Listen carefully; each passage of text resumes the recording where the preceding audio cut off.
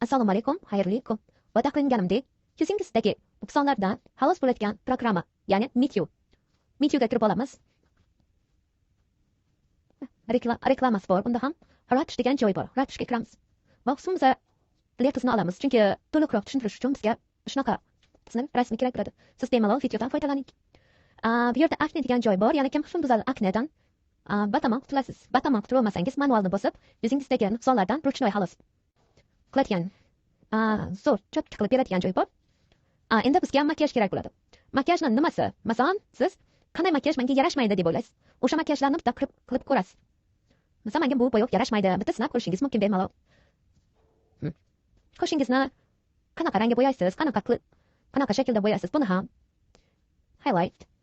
Endi hattoki menga yoqadigan tarafi kontakt linza. Ranglilardan foydalanishni xohlaysiz, lekin sizga qanaqa kontaktli linza yarashadi bilmaysiz. O'shalardan ham bemalol foydalanasiz. Zo'r qilib, ratush qilib, makiyaj qilib beradigan sayt KitKatda ham yo'q. Faqatgina personadan topsangiz bo'ladi. Bunda bemalol personani o'rnida, KitKat o'rniga shu programmadan foydalaning.